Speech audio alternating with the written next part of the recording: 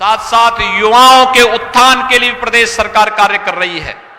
भाइयों बहनों, आपने देखा होगा प्रदेश सरकार ने कोरोना महामारी के दौरान पूरे प्रदेश के अंदर फ्री में टेस्ट, फ्री में उपचार, फ्री में अन्न योजना और सबको वैक्सीन, फ्री में वैक्सीन भी सबको दिया। कितने लोगों ने वैक्सीन लगाया है यहां पे?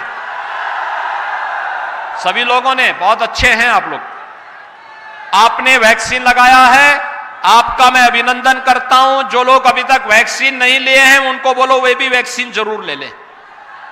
देखो, बहकावे मत आना उन दोहरे चरित्र और गिरगिट की तरह रंग बदलने वाले लोगों के उसमें मत आना, जो लोग कहते हैं घर में चुपचाप वैक्सीन लेते हैं, बात बाहर कहते हैं हमने नहीं ली। और मैंने तभी कहा था रे कुछ तो अब्बा जान से सीखे होते कि वैक्सीन लेने का प्रभाव क्या पड़ता है।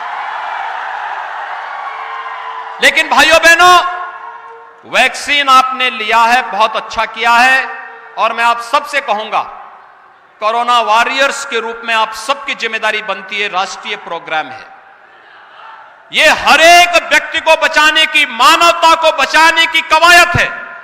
और इसलिए मानवता को बचाने के सर्वश्रेष्ठ अभियान में प्रधानमंत्री मोदी जी के नेतृत्व और उनके मार्गदर्शन में हर एक भारतवासी का दायित्व बनता है कि जिन लोगों ने अभी तक वैक्सीन नहीं ली है उन लोगों को भी वैक्सीन लेने के लिए हम प्रेरित करें, वे लोग भी वैक्सीन ले लें। एक सुरक्षा कवच प्राप्त होगा।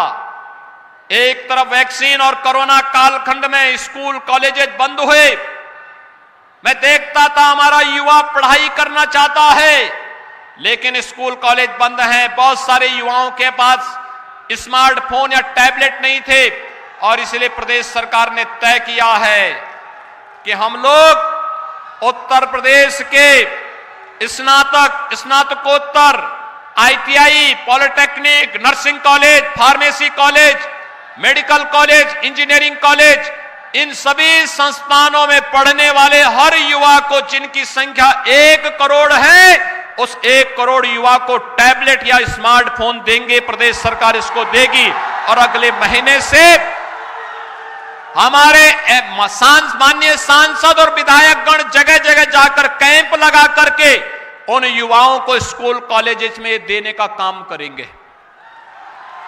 लेकिन साथ साथ हमने यह भी तय किया है भाइयों बहनों, युवाओं के जीवन के साथ कोई खिलवाड़ करेगा तो फिर उसको सोच लेना चाहिए कि इसके बाद क्या होगा।